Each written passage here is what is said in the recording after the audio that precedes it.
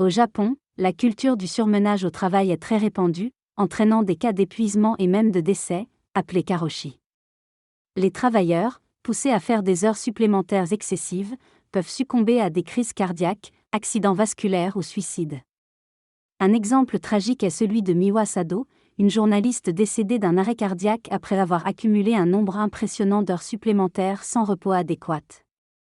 Face à ce phénomène, des associations comme celle d'Emiko Teranishi luttent pour la reconnaissance légale et la prévention du karoshi. Malgré l'adoption d'une loi en 2014, la situation reste préoccupante car les employeurs ne sont pas suffisamment sanctionnés pour leurs responsabilités dans ces drames. La question du karoshi vise à exercer une pression sur le gouvernement pour l'application de sanctions. Madame Terani abordera les critères de reconnaissance du karoshi, puis expliquera les mesures de prévention des suicides liés. L'intervention portera également sur la réforme de la loi, notamment la régulation du temps de travail et la publication des entreprises illégales. Le ministère du Travail s'ouvre aux familles des victimes pour des échanges constructifs. Il est proposé une limitation du temps de travail, le doublement de certains postes et des critères élargis de surmenage. La réforme envisagée inclut un plafonnement des heures supplémentaires à 100 par mois pour lutter contre le karoshi. Le président de la Confédération nationale des syndicats souligne l'importance d'une action sur plusieurs fronts contre le karoshi, l'augmentation des temps partiels et la baisse des salaires. Enfin, un témoignage personnel met en lumière les conséquences du harcèlement au travail sur la santé mentale et appelle à l'action pour protéger les travailleurs.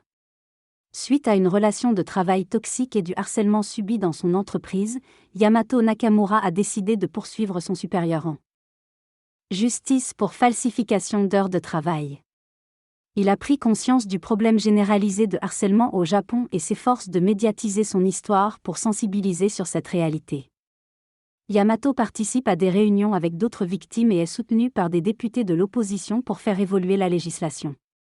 En parallèle, Yumiko Iwasaki, une dirigeante soucieuse du bien-être de ses employés, propose un environnement de travail sain dans son entreprise de cosmétiques, par des horaires aménagés et sans heures supplémentaires, prouvant ainsi qu'il est possible de concilier réussite commerciale et épanouissement des salariés.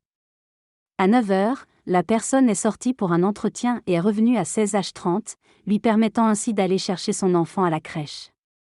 Cette pratique est une véritable révolution au Japon, où les femmes sont souvent cantonnées à leur rôle de mère avant de penser à une carrière professionnelle. Lorsque cette personne est venue pour l'entretien, elle avait un enfant de 3 ans et un nouveau-né, et n'avait pas d'autre choix que d'emmener le plus petit avec elle faute de garde. Les ressources humaines lui avaient gentiment autorisé à le faire, et lors de l'entretien, c'est même la directrice générale qui s'est occupée de l'enfant, permettant ainsi à la personne de passer son entretien sereinement. Cette vision novatrice au Japon, initiée par Iwasaki, a ouvert la voie à une plus grande flexibilité dans la culture du travail.